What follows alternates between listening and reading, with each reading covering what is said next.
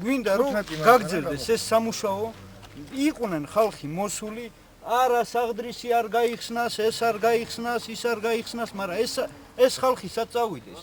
სად უნდა იმუშაოს? აქ სხვა სამუშაო არ არის კაზრეთში. ეს ადამიანი შეპესე ბიბინაშვილის ხელმძღვანელი რაის ხუსეინოვია. აღნიშნული შეპესე კომბინატის ტერიტორიაზე შიდა სატრანსპორტო სამუშაოებს ასრულებს და მისი სურვილია RMG მუშაობა შეფერხების გარეშე განაგრძოს, რადგან სწორედ საწარმოს მუშაობაზეა დამოკიდებული მათი ბედი.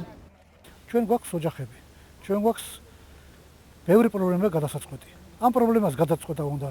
ხელფასის გარეშე კიდევ ვერ გადაწყვეტა. ვალი ემატება.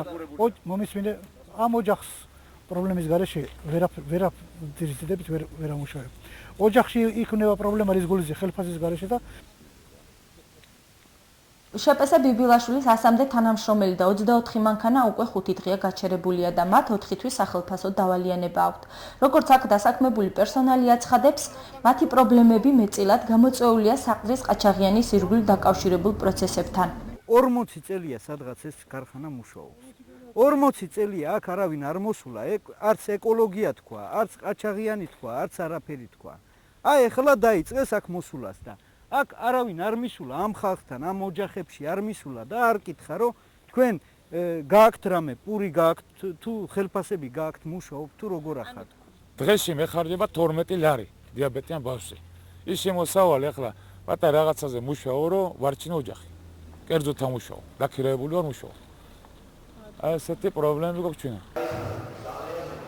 დასაქმებულთა სურვილია ჰქონდეთ მუშაობის უფლება და შეუფერხებლად განაგრძონ თავიანთი ყოველდღიური საქმიანობა. უპრობლემოდ შეძლონ კუთვნილი ანაზღაურების მიღება. კომპანია RMG-ში კი პირად საუბარში აცხადებენ, რომ ყველა შეზღუდვა, რაც ბოლო პერიოდშია გამოწვეული, იქნება ეს ფინანსური, ადამიანური რესურსების შეკვეცა თუ სამუშაოების სიმცირე, წარმოიქმნა მას შემდეგ, რაც კუთვნილი ტერიტორიების გამოყენების საშუალება არ მიეცათ. საუბარია ისევ საყდრის ყაჩაღიანზე. სხვა მხრივ, შეპესე ბიბინაშვილის საქმიანობაზე კომპანია პასუხისმგებელი არ არის.